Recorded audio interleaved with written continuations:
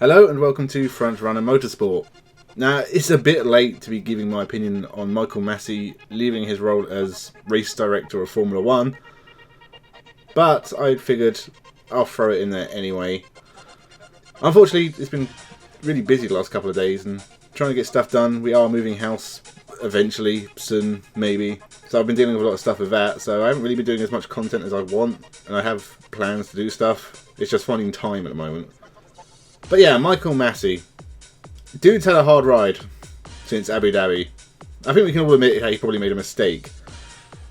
But, I mean, normally in motorsport, you just kind of accept it and move on. Unfortunately, that hasn't been the case for Masi. And he's kind of had an onslaught of abuse thrown at him. And in fairness, he should have probably resigned the day after the Abu Dhabi Grand Prix. But he has now been removed as F1 race director. I'm sure he'll appear somewhere else in the FIA hierarchy. So I doubt his career is completely over. But he has been replaced with, I think it's the DTM and the World Endurance Championship directors alternating races. Which, you know, given that DTM is so clean and well thought out and their finale had no controversy whatsoever, that seems like a great move. And I think they've hired someone, I can't remember the guy's name, Herbie. Someone who worked with Charlie Whiting before but retired. He's like 73 years old. He's coming back as like an assistant. So they've changed the system and improved it to make it more foolproof. Now, is it right that Masi was sacked? Yeah, it's probably fair. But the fact that it's taken like 2 months, I'm surprised at how slow everything moves these days. You think honestly that would be a decision taken like a week after or something? But obviously the FIA president had their elections and stuff, and there were official investigations and findings and proper procedure. So it's taken a long time, and I'm sure he'll get a golden parachute. And I'm sticking by my conspiracy theory that he got a text from someone above him saying let those cars go because it makes good TV. Which obviously Formula 1 is in the business of having good TV because it brings in fans. And I'm surprised it's not like NASCAR where we throw out random safety cars every now and again. So yeah, I'm sure Michael Masi is probably going to go on holiday for a few months and then reappear somewhere else. And I'm sure people will forget about this pretty quickly. There's a whole new lot of rules and stuff coming in, and it's going to be interesting to see the infighting and moaning about that.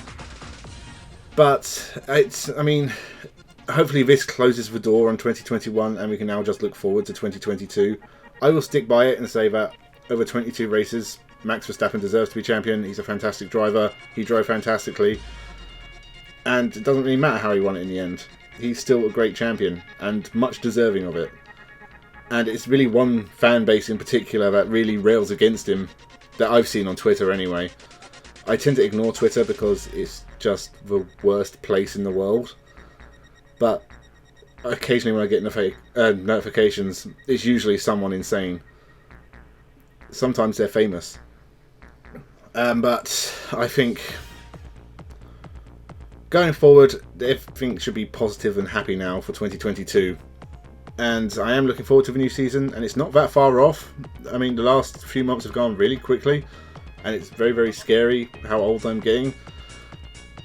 I'm kind of disappointed they didn't have my idea in mind, which I wanted like a council of former drivers to be the F1 race director.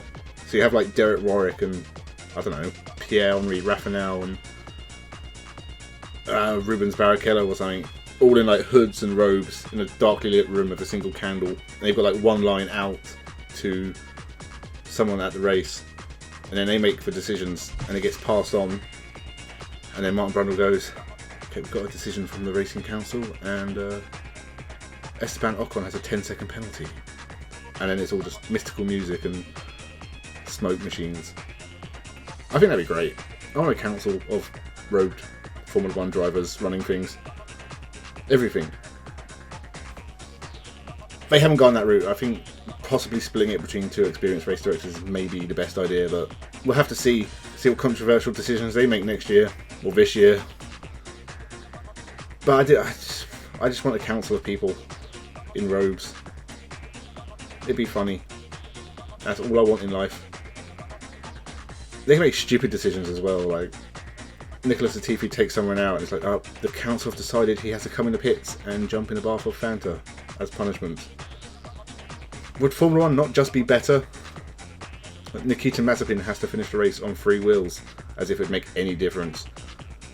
I think all sports should have a insane religious cult running them.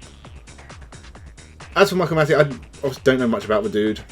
He's been doing it a couple of years and has managed to keep quiet up to this point, so he must have been doing a pretty good job. So I think it's a bit harsh to sack him, and I'm sure he'll bounce back and he'll find work elsewhere. I'm sure he's incredibly rich. I'm sure some money was passed hands from, I can't remember the dude who runs Formula 1 with the moustache.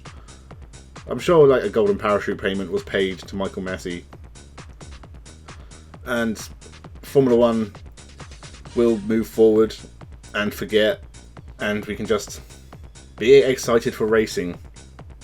There hasn't actually been that much racing going on in 2022 so far. We've had Dakar and a few events in the Middle East. We've got Extreme E starting this weekend, and some stuff in Australia. NASCAR's kicking off. So 2022 is really starting around this weekend. And Formula 1, I think it's only like 3 weeks away, which is really, really, really frightening. The way time just flies is insane. The endless marching of time. I'll leave you with that. Thank you for watching. Like and subscribe. I don't know. Have a good one.